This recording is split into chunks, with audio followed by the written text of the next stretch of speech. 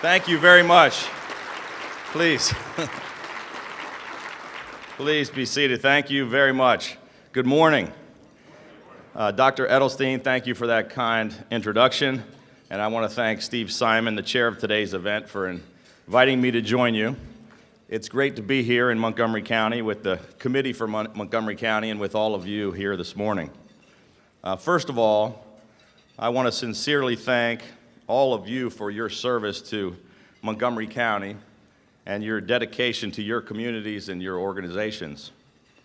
I got to tell you, it's an incredible honor to have been chosen as the 62nd governor of Maryland, and I want each and every one of you to know that I am truly humbled and grateful for the opportunity to serve the people of Maryland. I appreciate the citizens from all across our state who put aside partisanship and party politics and who came together and voted to change Maryland for the better.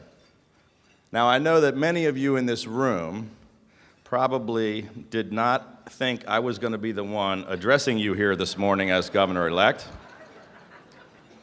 In fact, let's face it, no one in this room thought I was going to be here this morning, and probably no one in the country expected us to win that election. After all, I was outspent by nearly 5-1.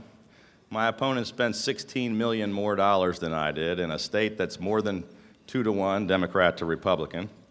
And the leading political prognosticator in the nation, Nate Silver, who I think in the 2012 election cycle picked every single electoral vote accurately in the entire country, he said that there was a 94% chance of Anthony Brown winning the election by between 9 and 13 points. Of course, we won what has been called the biggest upset victory in the entire nation, and I think Nate is now looking for a new line of work. But we won convincingly in 20 out of the 23 counties of our state, and I became only the second Republican in 48 years to be elected as governor. It was the largest mandate for change in Maryland in 64 years. And we did it because our campaign wasn't just your typical fight between Republicans and Democrats. It was more important than that. It was about Maryland's future. Now, I realize that Montgomery County was one of the 3 lonely counties that unfortunately voted the wrong way from the entire rest of the state, but I'm hoping to change that in the next election in 2018. Seriously, though, the problems that face us are great, but so is our resolve to fix them. And to succeed, I'm going to need all of your help, and it's going to take all of us working together. It doesn't matter what your party affiliation is, or what part of the state you're from, or whether you voted for me or not. We are all going to have to work together in order to turn our great state around. The problems we face are not Democrat problems or Republican problems, and no one party has a monopoly on good ideas. The only way we're going to solve the serious problems that face us is if we sit down together, reach across the aisle, and come up with common sense bipartisan solutions. And speaking of that, just yesterday, I had the pleasure of sitting down for breakfast with your county executive, Ike Leggett. I'm sitting down having breakfast with him again this morning. That's 2 days in a row, Ike. But Ike is a fellow who did much better in Montgomery County than I did. Much better. But it was a productive meeting, and I very much enjoyed getting a chance to know your county executive a little bit better. And what I found was that there are an awful lot of things that we agree on, and there's much common ground for us to work together on, particularly with respect to job creation, job training, and economic development.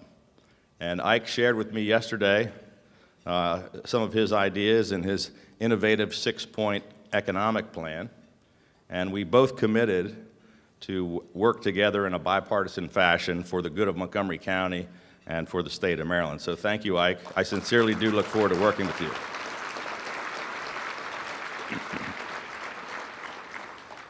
I also want to recognize Attorney General Doug Gansler. Please join me in giving him a round of applause for Doug, for all the great work he has done over the years for Montgomery County and the state of Maryland. Thank you, Doug, for all of your public service and hard work. Doug and I share many of the same ideas, and he has generously shared his advice and cooperation with me. He's become a good friend, so thank you, Doug. We've assembled a strong, diverse, inclusive, and bipartisan transition team made up of 60 really smart people from all around the state, including 10 from right here in Montgomery County, by far more than any other county. I'm thrilled to have your former county executive, Doug Duncan, on the team, along with Blair Lee, Chong Nak Sun, my friend Jim Soltes, who I think is probably here somewhere in the room. We've got Katja Bullock, who used to run the White House Office of Personnel, Rose Lee, Bryant Folger of Folger Pratt, Sam Malhotra, the founder of Subsystems, and former DBED Assistant Secretary Ben Wu. Great Montgomery County folks on our team. Give them all a big round of applause. And our transition team has begun the difficult work of reviewing the budget, which is due 2 days after I'm inaugurated as governor. Gives us a lot of time. While there's not a lot that an incoming administration can do to tweak a budget that has been in the works for 12 months, what we can do is dispense with the political spin and the rhetoric and let you know exactly where things really stand. Since Election Day, we've been poring over the state's finances, and what we're learning is deeply concerning. While there are pockets of wealth and growth in Maryland, including particularly here in Montgomery County, overall, our economy is stalled. The $400 million revenue shortfall announced in the fall, just weeks later, was revised downward to an $800 million shortfall, and we expect this to reach $1 billion before it's all over with. And what it means in simple terms is that the 40 consecutive tax hikes that have taken an additional $10 billion out of the pockets of Maryland families and businesses has backfired. And employers, jobs, families, and retirees continue to leave, taking with them their talents and their tax dollars. Ladies and gentlemen, it comes down to this. We are not going to agree on everything, nor should we be expected to. But unless we work together to fix this budget mess and to restore our economy, we will no longer be able to invest in those priorities on which we do agree. World-class education, safeguarding our environment, building and repairing our roads and infrastructure, addressing our healthcare and public safety challenges.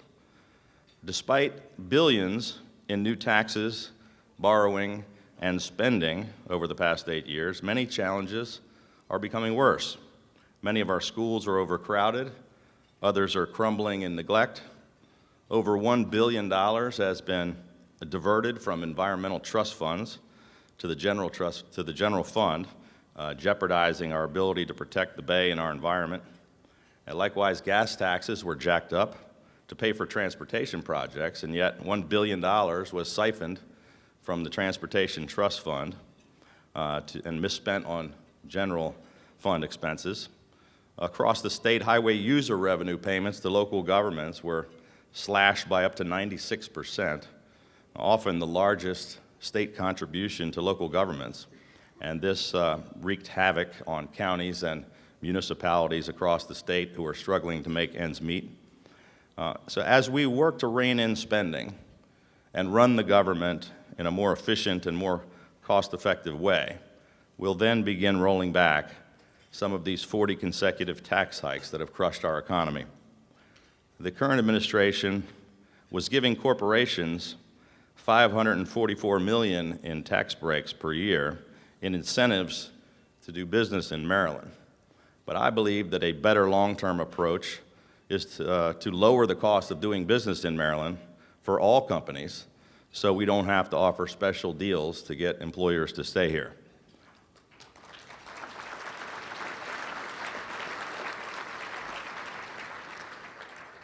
Maryland doesn't have to be the lowest tax state in the nation, but we simply cannot afford to be the highest. We're no longer competitive with the states in our region. We simply must get our economy going again. Today, as more residents, including many of this county's residents and small business owners, flee to lower tax states, there are fewer and fewer left to pay the bills. The sad reality is that statewide, over the last few years, we've lost 8,688 businesses and 26% of our manufacturing base. Unemployment has nearly doubled. Almost 200,000 Marylanders are out of work. We're third in the nation in foreclosures. We've had zero economic growth. And in spite of our many natural advantages, our state economy now ranks 49th out of 50 states. That is simply unacceptable and should be unacceptable to every single Marylander. We should be number 1 instead of number 49.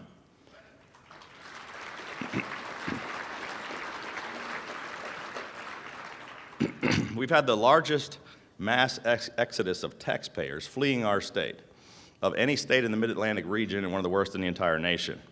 More than 31,000 Marylanders have voted with their feet and headed for the exits, taking with them $1.7 billion a year out of our economy. And sadly, a recent Gallup poll showed that nearly half of all Marylanders, 47%, want to leave the state. While most of our state has been struggling, Montgomery County has done relatively well. Our only 4 remaining Fortune 500 companies are located here. Montgomery County has the lowest unemployment rate and some of the best public schools. You have more new millionaires than all but 3 counties in America. The county also boasts a highly educated and skilled workforce. Montgomery County is among the most diverse counties, and this is one of its greatest strengths. First-generation American-owned small businesses are growing rapidly here, only to encounter the same punishing taxes and daunting regulations that are crushing generations-old family businesses. So while in many ways Montgomery County has weathered our state's economic storm quite well, it's not immune to the challenges facing the state as a whole. And unless we take the necessary steps to reverse the trend our state is on, we will be unable to afford the things we really need to invest in here, let alone those that we'd simply like to invest in. Restoring our economy begins with putting our budget in order. Yesterday, we held a briefing to review our preliminary findings about the budget, which we will be inheriting in just a few weeks. State leaders have failed to make the tough decisions, and they've been making the wrong decisions for far too long. As a result, the situation is very serious, and the state revenue shortfall is far worse than previously indicated. The $405 million shortfall is now $800 million, and there is every indication that it will grow larger, perhaps up to $1 billion, as Marylanders and Maryland businesses earn less and have less money to spend. Let me just try to put it in really simple, basic terms. We've drained our checking and savings accounts. We've maxed out every credit card. We've tapped into the Christmas fund, the college tuition funds, and we even broke into every one of the kids' piggy banks, and we still cannot afford to pay our bills. We obviously didn't cause this problem, but we are the ones who are going to have to fix it.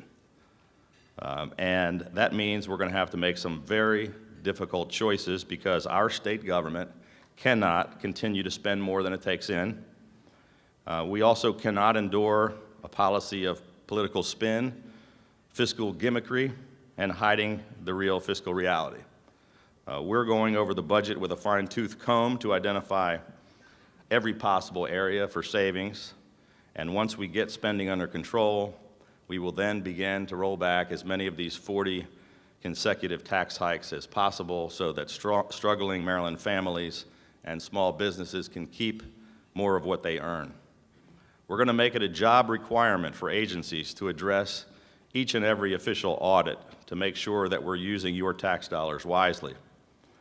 Over the coming weeks, we'll have more information. We still have a great deal of work ahead of us. The economic challenges that face us are great, but so is our resolve to fix them. And we're all in this together, my friends. And in spite of the serious economic challenges, I stand before you this morning full of hope, hope for Montgomery County, hope for our state, and hope for our future.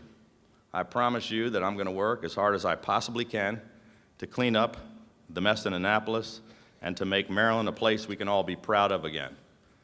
With your help and with all of us working together, I truly believe that we can change Maryland for the better. Thank you. May God bless Montgomery County and the great state of Maryland.